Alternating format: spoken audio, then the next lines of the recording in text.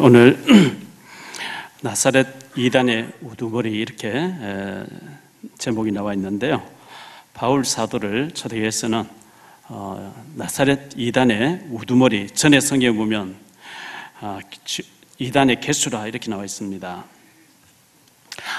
얼마 전에 한 열 전쯤 되나요?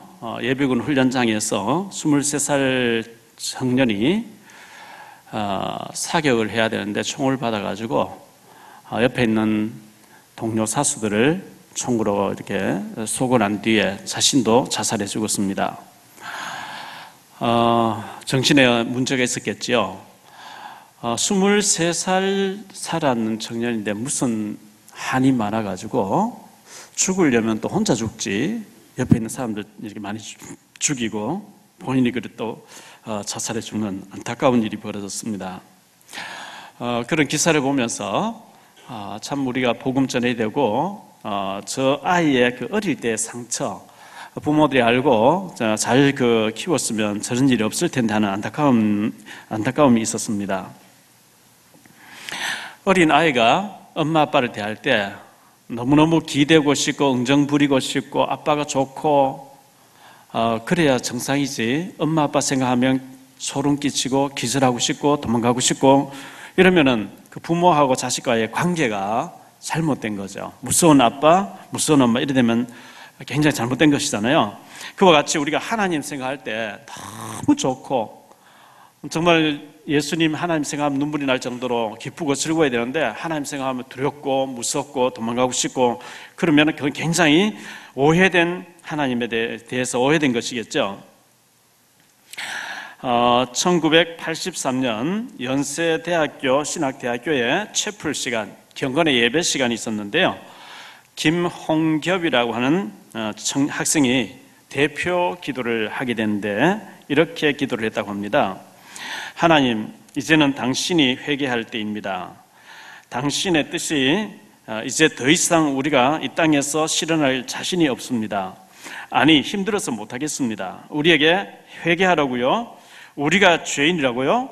정말 울며 불며 회개해야 할 분은 바로 당신입니다. 죄인 중에 죄인이 하나님 바로 당신입니다. 우리에게 회개하라고 하지 말고 당신이 한번 이 땅에서 하고 싶은 대로 해보세요. 우리는 아무것도 할 수 없습니다. 그런 당신은 무엇을 하셨습니까?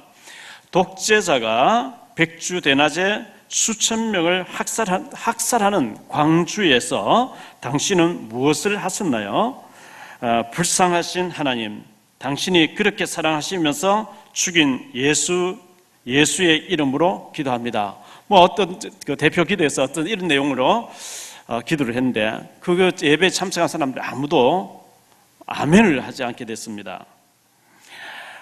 기도가 끝났지만 아무도 거기에 대해서 아멘 이렇게 하지 않았고요. 이 학생은 광주 민주화 운동 때 많은 사람들이 죽는 그 광경을 지켜보면서 울분을 삼키면서 데모를 하고 이런 사람들이었습니다.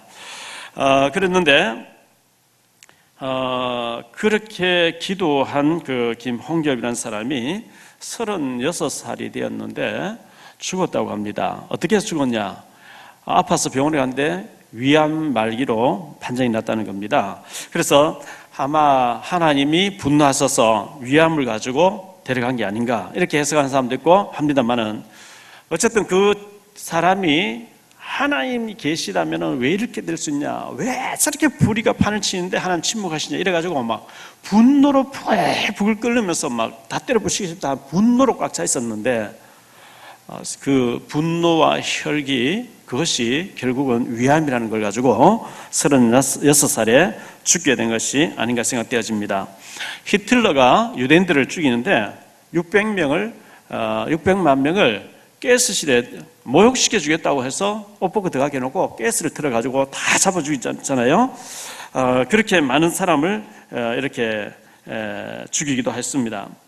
하나님이 살아계시다면 어찌 이런 일이 있을 수 있느냐, 우리가 그렇게 생각할 수 있는데요.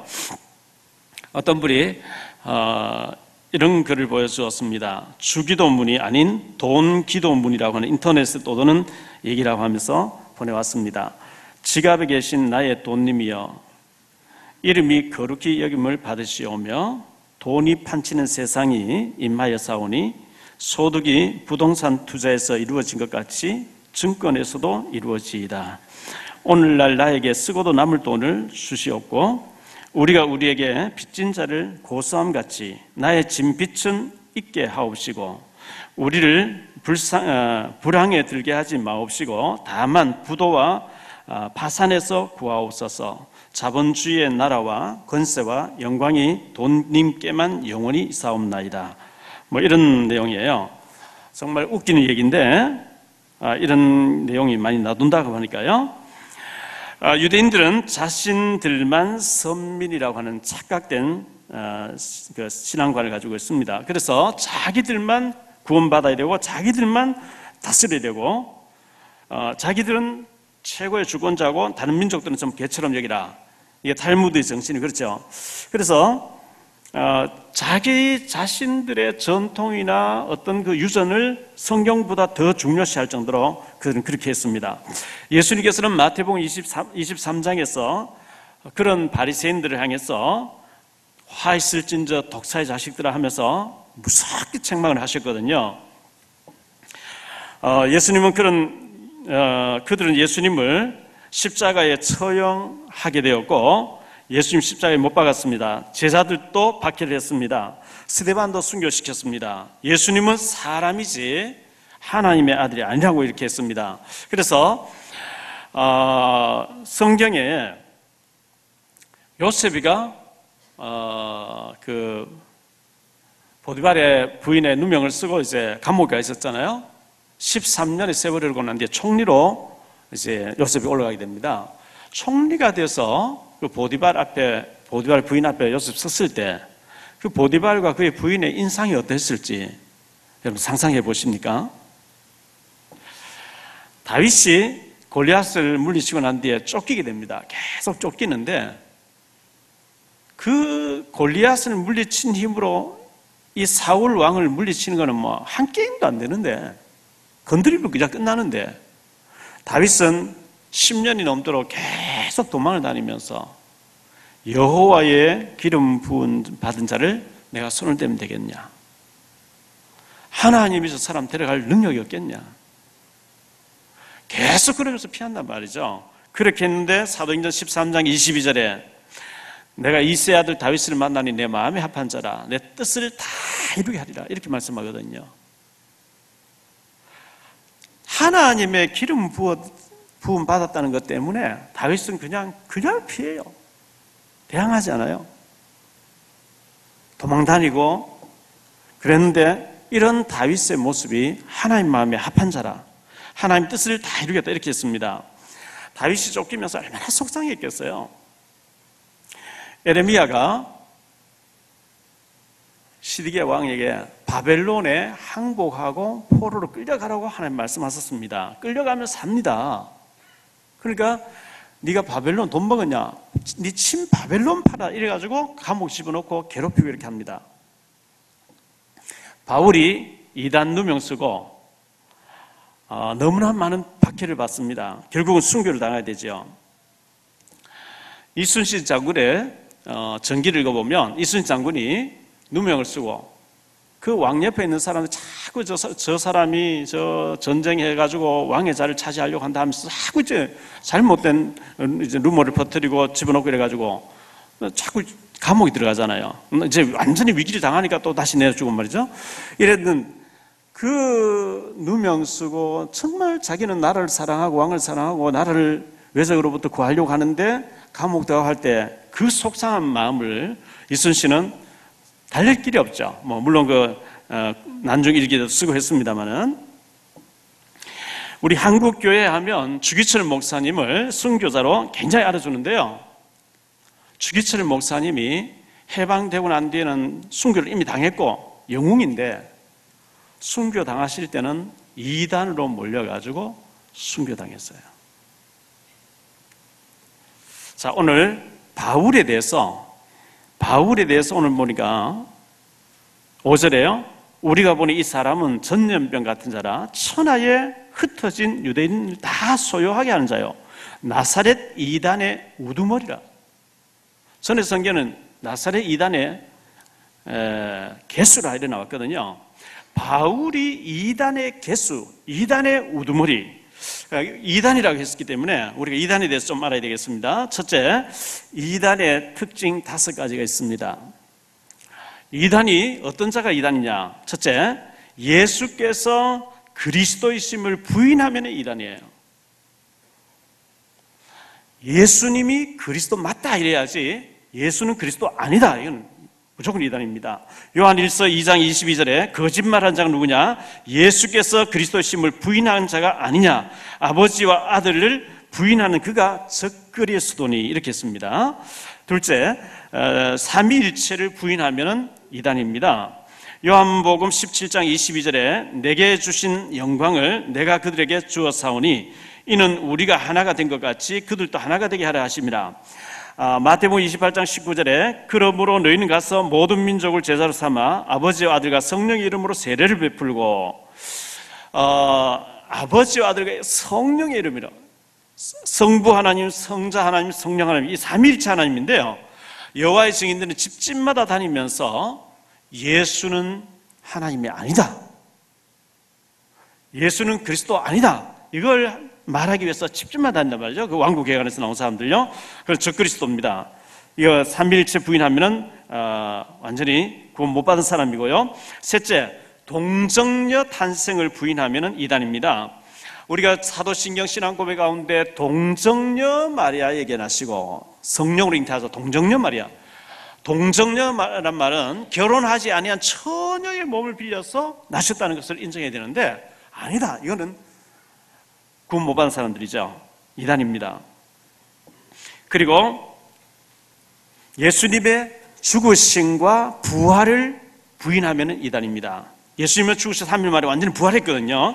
부활을 부인한 사람은 이단입니다. 그리고 마지막으로 재림을 부인하면 이단입니다. 주님이 재림에 오시는데 그걸 부인하면 이단입니다. 사도행전 1장 11절에 이르되 갈릴리 사람들아 어찌하여서 하늘을 쳐다보느냐? 너희 가운데서 하늘로 올려주신 이 예수는 하늘로 가심을 본 그대로 오시리라 하였느니라. 예수님이 이제 승천에 가셨는데요, 이 예수님 재림을 부인하면은 그게 이단입니다.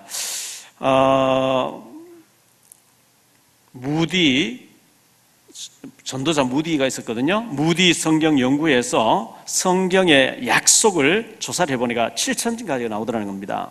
7,000가지가 나오는데 그 조사해보니까 6,999가지 다 성취됐고 마지막 한 가지만 성취되지 않은 게 있는데 그게 예수님의 재림이라고 이렇게 밝혔습니다.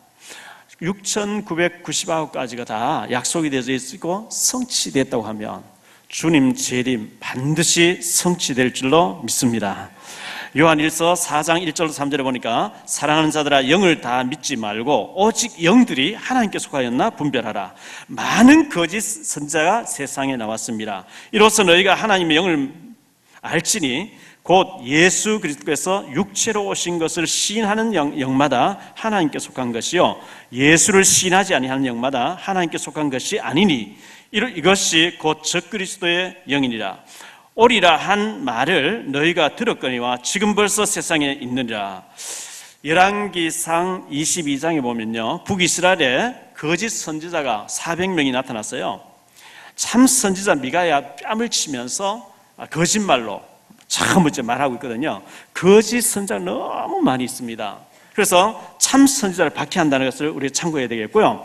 크게 두 번째로 아까 제가 5가지를 얘기했잖아요. 예수님이 그리스도이심 부인한다든지 동정녀 탄생 부인한다든지 하나님의 아들이 아니라는 것을 부인한다든지 뭐 여러 가지, 그 5가지를 내놓고 나머지는 교단마다 약간씩 다릅니다. 그걸 보고 이단이라 하지 않습니다. 큰 거 5가지 부인하면 완전히 이단이고요. 두 번째로 누명을 쓴 이단이 있고 진짜 이단이 있어요.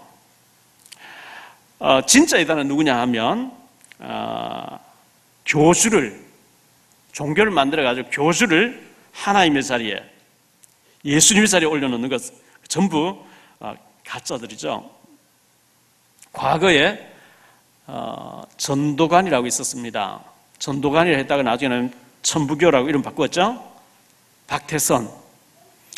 거기에 신앙촌이라고 해서 아직도 그 잔재가 있는 것 같은데요, 거기는 원래 박태선 장로로 시작해가지고 자기가 하나님이다, 천부 하나님이라 이렇게 나왔어요.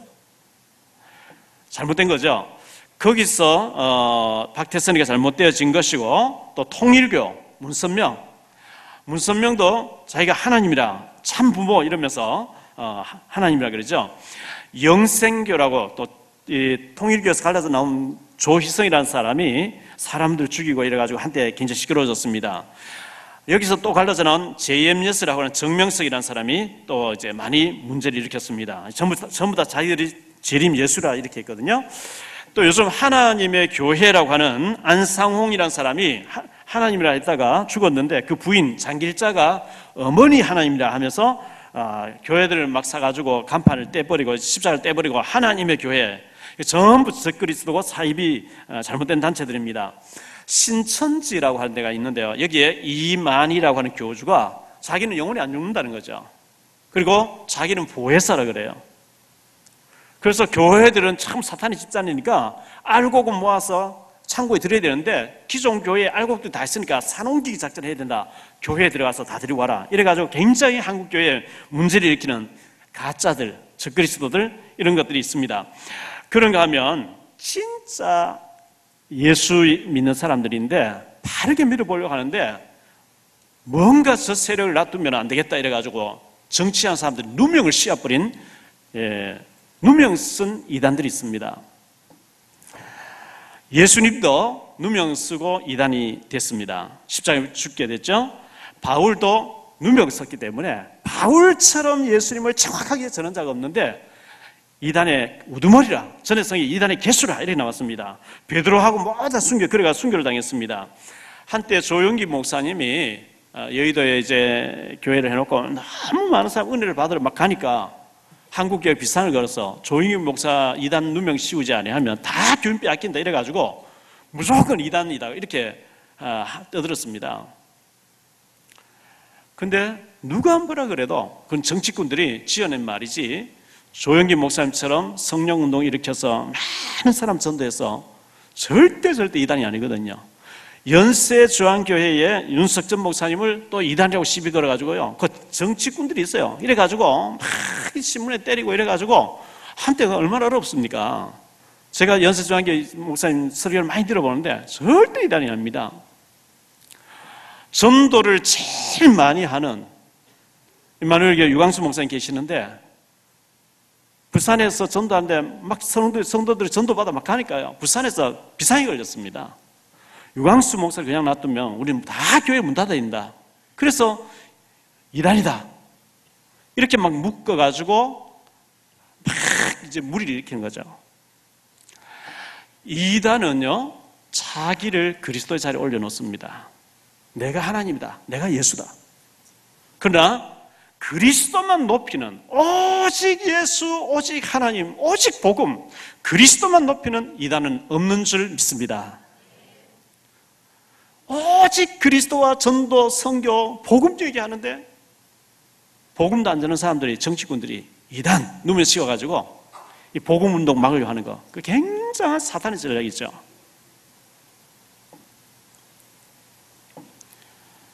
초대교회 대제사장들과 바리새인들이 교회를 막 이단으로 몰아갔습니다. 그래서 막 스데반 죽고 막 야고보도 죽이고 전부 다 막 바울 죽이기 위해서 따라오고 이렇게 하지 않습니까? 그래서 안디옥 교회에서 바울을 통해서 세계에 복음이 확산되게 했고요. 그렇게 박해 속에서 복음이 전해졌는데, 그 초대교회가 그 박해 속에서 피를 흘리고 순교하면서 초대교회 이렇게 확산됐어요. 되어져가지고 로마가 그렇게 박해하다가 기독교가 됐거든요. 기독교 국가가 되고 나니까 전체가 다 예배 드리러 와야 돼요. 안 오면 안 돼요. 왜? 기독교 국가이기 때문에 세례 안 받고 예배 안 드리면 취직도 안 되고 아무것도 안 되는 거예요. 그래서 중세 교회가 가면서 힘이 커져 버렸어요. 로마 교회가 힘이 커져 버렸어요. 어느 정도 이 힘이 커져 있냐 하니까, 교황, 교회의 황제라는 뜻이거든요. 세상의 임금님을 교황이 임명을 해요. 세상의 황제가 교황 앞에 무릎 꿇어요. 교회의 황제가 세상 임금을 파면하면 임금이 안 돼버린 거예요. 이래가지고 너무 부패하기 시작했어요. 그때 신부들만 성경 읽어야 되고 평신도들은 성경 읽으면 안 된다. 신부들이 원어로 다 얘기하면 몰라도 듣고 있다가 아멘 할 때 아멘만 따라하라. 이래가지고 성도들이 아무것도 모르니까 속죄표 사야 된다, 뭐 해야 된다, 뭐 해야 된다, 돈만 자꾸 넣는 거예요. 독일의 신부였던 마틴 루터라고 하는 사람이 1517년 10월 31일 로마에 가서 종교대회에 계단에 올라가는데 죄인은 하나님 앞에 올라갈 때에 걸어가면 안 되고 피를 흘리면서 막 문지르면서 대속하면 가야 된다는 거예요. 루터도 막 피를 흘리면서 계단에 올라가는 성 베드로 성당 올라가는데요. 로마서 1장 17절 말씀 딱 생각난 거예요. 오직 의인은 믿음으로 말미암아 살리라 했지 피를 흘려가 사는 게 어딨냐. 이래가지고 이분이 달라 뛰어 올라가서 95개 조항에 기억문을 갖다 붙입니다. 오직 성경대로 돌아가자. 왜 이렇게 성경에서 변질했냐. 이러니까 막강한 천주교에서 루터를 지명수배 사형선고 때립니다. 자, 예수님 당시에 바리새인들 대제사장이 볼 때에 자기들이 그 유대나라를 다 잡고 있는데 저 갈릴리 사람 몇 사람이 예수 중심으로 해가지고 뭐 세계복음 하니까 99.9% 대 0.1%도 안 되는 이 갈릴리 사람 120명 밟으면 그냥 발표예요. 그냥 없애버리려고 했어요. 어디 우리의 권위 도전하냐. 그런데 하나님께서는 마가 다락방에 120명 숨어가지고 기도 하는데 거기 성령의 폭탄을 떨어뜨려가지고 베드로 설교에 한꺼번에 3,000명이 일어나게 하고 막 복음이 확산되게 했거든요. 왜? 맞으니까. 근데 이 베드로를 통해서 이렇게 커진 이 교회가 중세기로 오면서 너무 비대해졌어요. 거기에 루터라고 하는 사람이 오직 성경대로 들어와서 하니까 이 천주교가 루터를 보고 이단. 루터가 일으킨 종교개혁, 그것을 잘 다듬은 칼빈, 이래가지고 개신교가 탄생한 거예요. 이 개신교가 오직 성경, 오직 복음 하기 때문에 맞는데 세월이 가면 자꾸 교권이 나오고 진짜 전도하려고 하면 이단 만들고 누명 쓰고 이렇게 하면 또 이제 누군가 또 뛰쳐나갑니다. 성경대로 돌아가자. 그걸 보고 이쪽에서는 또 이단이는 이건 언제까지 하느냐? 주님 재림이 오신 날까지 하게 돼 있어요. 진짜 이단이 아닌 누명쓴 이단. 그러면서 참 복음만 전하는 그 정도로 확실한 복음을 전해서 가짜들이 우리 보고 이단을 할 만큼 확실한 복음의 증인들 되시기를 예수님 축원합니다. 세 번째, 이단의 우두머리라고 바울을 이렇게 지칭했는데요. 최고의 이단이라는 누명을 씌웠죠. 이단의 우두머리라. 전에 성경이 이단의 개수라고 했고요. 한때 우리나라도 북한을 보고 북한 괴뢰, 북괴라고 많이 썼죠. 이 바울을 보고 이단의 개수라고 하는 말을 썼습니다.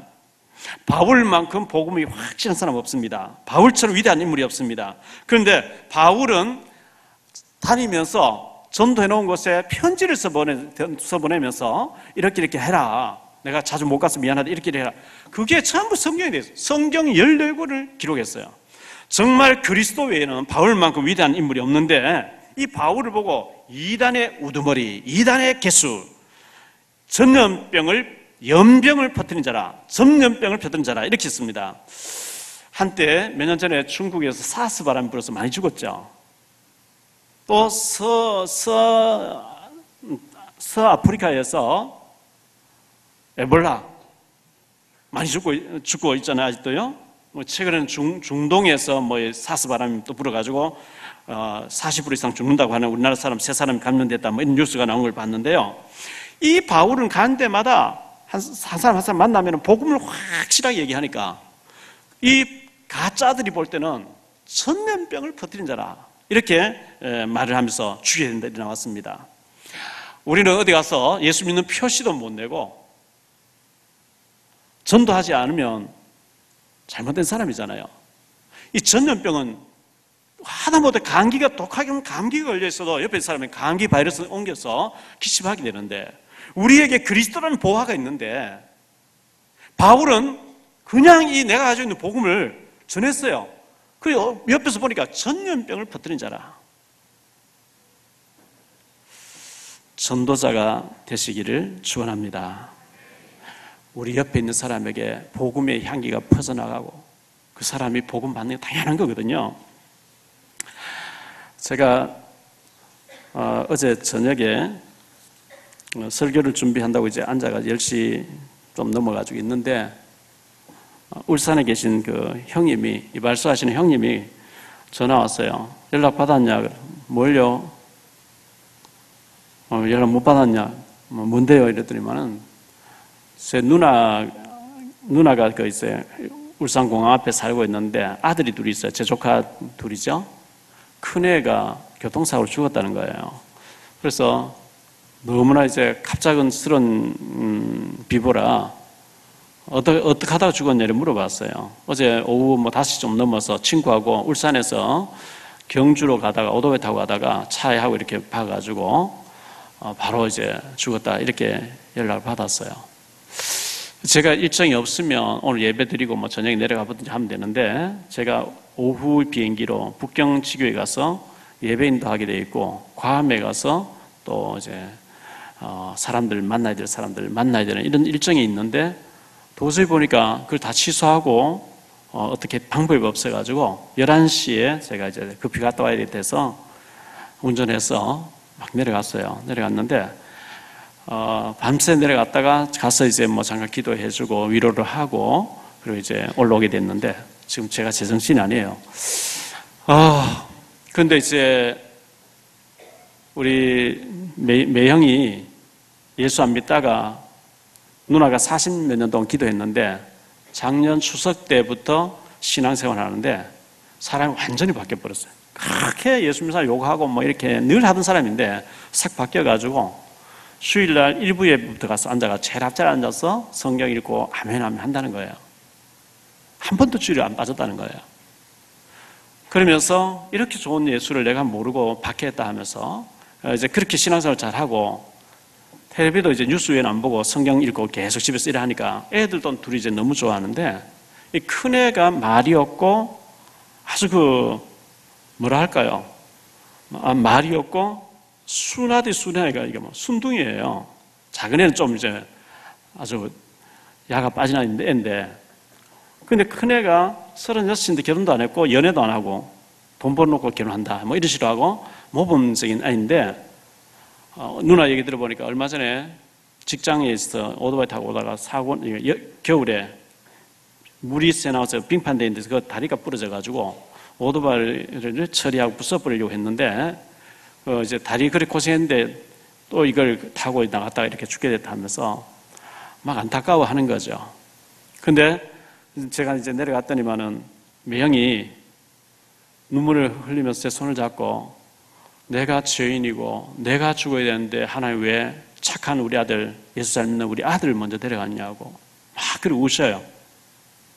그 동생들이 영석이가 또 저를 보더니만은 울면서 형은 너무 착한데 못됐고 못된 나를 데려가셔야 되는데 하나님 왜 저 형을 데려갔는지 모르겠다 하면서 또 막 우는 거예요. 누님은 이제 저를 껴안고 울면서 이 아이를 내가 사랑한다고 표현을 못했다는 거예요. 사랑한다고 표현을 못하고 이렇게 보내다니 하면서 많이 우시는 거예요. 그래서 제가 이제 조카를 불러놓고 형이 없는 것을 그 신앙을 네가 회복해야 되고 이제 이 세 명이 사랑으로 남은 생에 진섭이가 못한 거 다 해야 된다. 이런 저런 얘기를 하고 그리고 달려왔어요. 정말 한치 앞을 내다보지 못하는 거 있죠. 여러 가지를 가서 이제 보고 권면하고 이제 끌어안고 서로 다 기도해주고 올라왔는데 사는 게 참 험하죠. 그래서 누님하고 매형하고 같이 이제 얘기하기를 남은 생에 정말 하나님 사랑하고 우리 가족들 사랑하고 위로하면서 사랑하면서 살아도 짧은 인생인데 우리가 그렇게 살 필요 있겠냐 그런 저런 얘기를 하다가 기도해주고 왔습니다.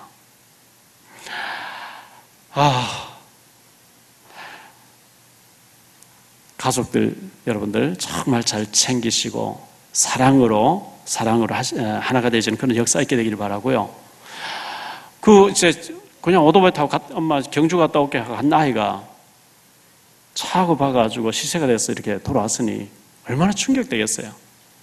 근데 저는 이제 매형이 신앙생활 하다가 낙심되면 어떡할까 이래서 걱정했는데 전혀 걱정은 그렇게 안 돼 있고 나를 데려가야 된다 하면서 내가 주인이고 내가 이렇게 속도 많이 상한 아이들 앞에 욕도 많이 하고 이랬었는데 하면서 눈물을 그렇게 흘리면서 그렇게 남은 생에 전도를 위해 살겠다 이렇게 다짐하는 것을 보고 참 위로도 받고 이렇게 했는데요. 정말 우리가 해주고 갈 수 있는 건 사랑밖에 없는 것 같아요.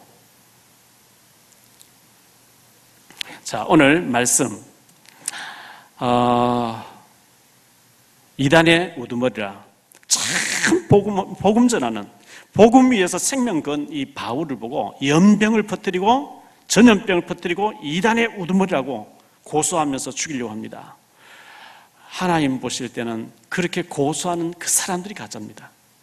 자기들은 복음을 안 전하면서 복음 전하는 사람을 이단으로 막 몰아 죽이려고 하는, 오직 우리는 어떤 이단 누명서도 괜찮고 어떤 핍박이 와도 괜찮고 예수가 그리스도고 예수만이 하나님의 아들 되심을 증거해서 생명 사는 일에 쓰임받는 전도자로 쓰임받는 우리 모두가 되시기를 주 예수 그리스도 이름으로 축복합니다.